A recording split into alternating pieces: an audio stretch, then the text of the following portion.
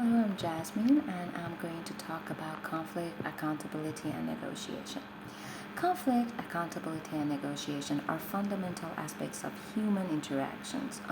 Understanding the causes and dynamics of conflicts, promoting accountability, and employing effective negotiation techniques can contribute to constructive resolutions and improve relationships in various spheres of life. Conflict refers to a situation where there is an opposition between two or more individuals. Conflicts can arise due to differences in perspective. They can occur in any setting or any kind of interaction. And if it not managed effectively, they can lead to negative consequences and hinder the progress or success. Communication involves sending and receiving messages, encoding and decoding them using a chosen channel of communication, and providing feedback. This process influenced by factors like noise and context, and it requires a delicacy of active listening and understanding of cultural and contextual aspects of communication. At last, the feedback loop will create when whereby the receiver becomes the sender and sender becomes the receiver repeatedly. But what is noise? How we can define the noise? Noise is anything that can hinder the process of sharing and understanding. It is important to identify and minimize the noise in communication to ensure effective and accurate message transmission. Overall, it is very important to understand, to receive, appreciate, summarize, and ask in order to understand and use these methods. We have to first be aware of ourselves, just like Artist Stoll stated that to know thyself is the beginning of all wisdom. Self-awareness is the most important thing that all individuals should be done in their life. Is an overlook to ourselves and to see what is going on within us, and without that we cannot moving forward. During this course I have learned very interesting and valuable lessons about my personal character with my STI color and a motivational value system. Motivational value system refers to the collection of values and beliefs that guide an individual motivations, behaviors, and decision makings, and also problem solvings.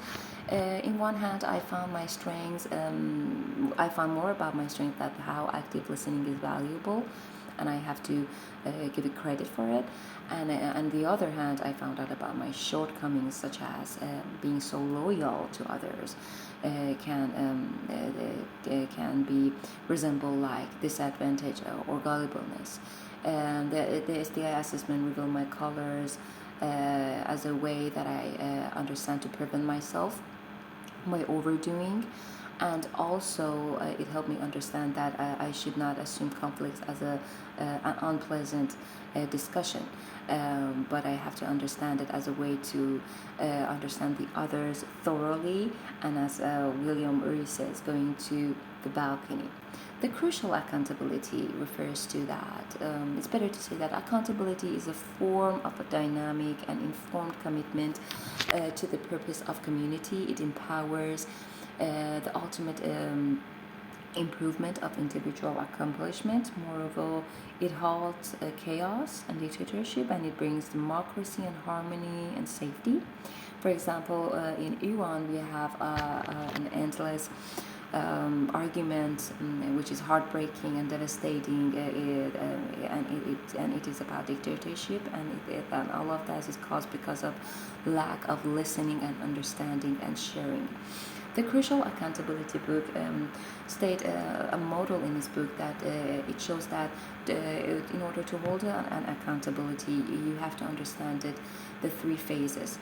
One is before, then is during, and after is the end, which is the after the accountability.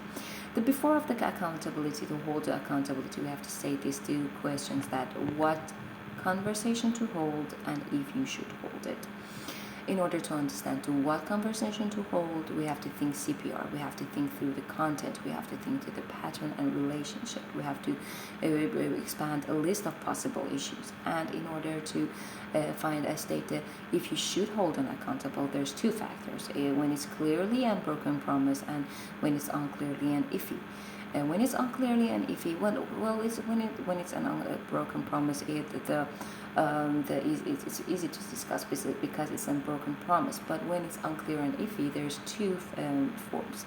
When you not speaking when you should, and you speaking up when you should. The very major problem that I have is that not speaking when I should, and there are signs like suffering, conscience nagging, and fear it will be won't painful or it won't be helpful. I'm sorry, fear of being not helpful, or fear of being painful. And in order to be moving forward to the accountability, it's important to master our stories, to understand our weaknesses and strategies. We have to understand the delicacy of hazardness of half minute. It is take only a minute to send accountability to a wrong track. We have to understand the model of see and hear, tell a story, feel and act. But sometimes the problem is not, it's about we're telling the ugly stories, or we jump into the conclusions and assumptions, which is the fundamental attribution error. We have to forbid ourselves through this. And we have to choose wisely through violence and silence, because violence and silence, both of them are not a good choice, because there is no state of talking and discussion. During the holding accountability, we have to consider the 6 sources of influence, which is personal, social, and structural. And all of these 3 factors can be impacted by motivation and ability. We have to describe the gap by knowing that it's a broken commitment or bad behaviors. We don't have to play games or chariots. We don't have to pass the buck, the role of good cop, bad cop. And we don't have to play the read my mind, the very problem that I had in my own personality. Because people cannot read your mind, and learn from positive deviance. We can start with safety. We can share our path, and at last we can end with a question. We are going back to the model of see and hear, tell a story, feel and act. It is very important to record that in our mind. And also it's to keep it motivating, because my motivation is about expectation, information and communication, and without motivation life is kind of boring. So we have to state that we have to get into the root of motivation and make the invisible visible, linked to existing values. We have to focus on long-term benefits, hold up a mirror, and also we don't have to turn consequences into threat, because it's the very part that we hinder their success. And also we have to make it easy. It helps individuals to discover strategies to alleviate emotional distress, simplify complex situation, and eliminate harmful factors. We have to stay focused and flexible. We have to realize that conflicts are not the unpleasant and uncomfortable situation. We have to find it quite challenging and learnable experience. And after all, we have to finish well by agree on a plan, by summarize the discussion, clarify expectations, set clear deadlines, determine follow-up, and address any concerns. To establish freedom-based workplace, we have to give people the freedom to make choices. We have allow people to design and own their jobs and create their own systems. We have to believe them. We have to trust them in order to gain success, and we have to forbid ourselves from multitasking. And at last, the negotiation part. Negotiation is a process of discussion and communication aimed at reaching a mutually acceptable agreement between conflicting parties. One fundamental principle of negotiation is overcoming resistance in negotiation. It's a best alternative to a negotiated agreement, which we call the BADNA, and engaging in a proactive planning. And at last, approaching negotiations in alignment with our values. And the sixth principle of getting to the win-win solution is putting ourselves in other shoes. As William Murray stated, go to the balcony, develop our BATNA, reframe our picture, stay in our zone, and respect them, because the respect will bring respect. The more we show respect, the more we gain it, and we have to give and receive to adopt a win-win approach. And it is important that any method of negotiation may be fairly judged by three criteria that are wise agreement, efficient agreement, improve, or at last not damaging the agreement. Arguing over position is very unwise, inefficient, and endangers an ongoing relationship. I had the same experience with unwise. Arguing over positions unwisely, and it did not end well. The principle of negotiation or negotiation on the merit represent the four important elements of people.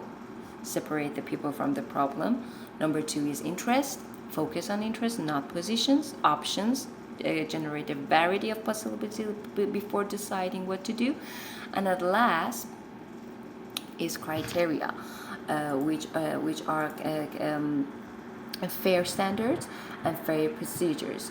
The whole negotiations is impacted by three stages: analysis, planning, and discussion. We have to understand three stages, and we have to move in step by step in order to hinder